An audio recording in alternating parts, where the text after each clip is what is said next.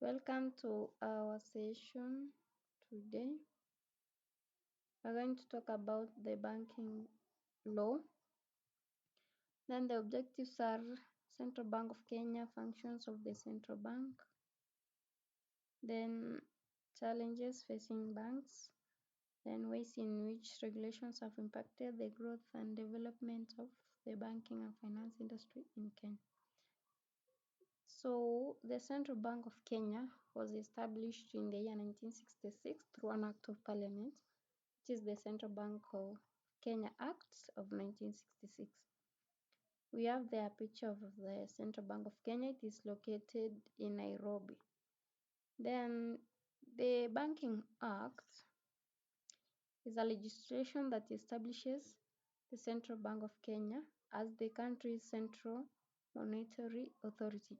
The Act provides the legal framework for the operations, functions, and governance of the CBK, as well as its relationship with other financial institutions and the government. So we are going to the functions of the Central Bank of Kenya. Number one, it ensures price stability. Since the movement in the general price level are influenced by the amount of money in circulation, so the CBK of Kenya, the CBK operates in a way that it restricts the growth of the total money stock to a level that is consistent with a predetermined economic growth target. We can see there the monetary policy statement, which has three major tools that the bank uses to implement the monetary policy. The first one is the open market operations. We have the discount window operations and the reserve requirements. The full notes are, I'm going to send them. The full notes I'm going to send them. Then we have the second function of the CBK is it provides banking services to banks. For instance, clearing facilities to commercial banks. Then amendment of Act promoting the smooth operations of payments and clearing settlements. Then we have it issues notes and coins. The central bank is entrusted with the making and issuing and withdrawing of worn-out notes and coins in Kenya.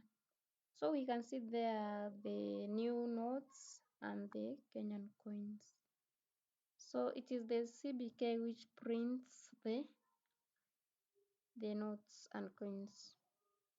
Then we have the fourth function. It provides banking services to the government. So it acts as a banker and a fiscal agent of the government. The bank accepts deposits and effects payments on behalf of the government. Then it acts as a foreign exchange operator. So through the CBK, foreign exchange reserves are held for the purposes of repaying and servicing the country's public external debt and intervening in the interbank foreign and exchange market largely to smooth out erratic exchange rate fluctuations, thus helping to maintain orderly market conditions crucial for the shilling exchange rate stability.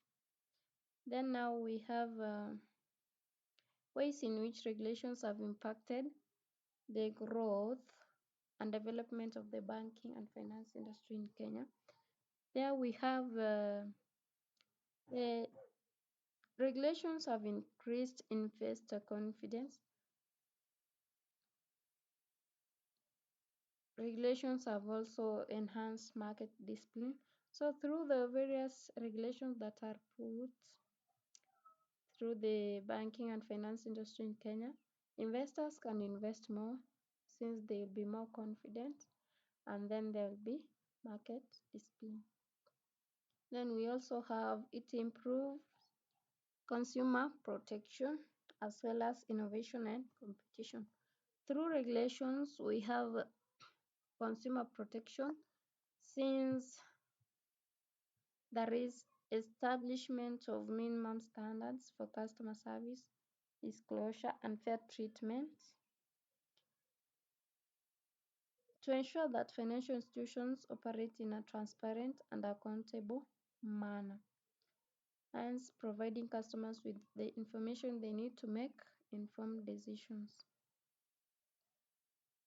Now we have challenges facing banking institutions and their solutions. The first challenge is you should be able to understand the customer. You should be able to understand the customer expectations by finding out what your customers want through feedback, service, or other tools. So without understanding your customer expectation, you may not satisfy their needs. Then optimizing the mobile experience through strategies. You help financial institutions stay competitive. And then we have leveraging social media foot to increase foot traffic. Then we have security and authentication through the passwords and mobile pins. Then we have fintech competition, which can replace human-powered financial services such as payment processing, loan application, financial advising, and cryptocurrency. So through fintech competition, although most services are computerized, but we'll need the human-powered financial services such as advices by the humans so that the, the people can also get jobs. So there are so many challenges. We'll get them in the notes. Now we have an assignment there. You can see it. Then I hope you enjoyed the lesson. Thank you so much.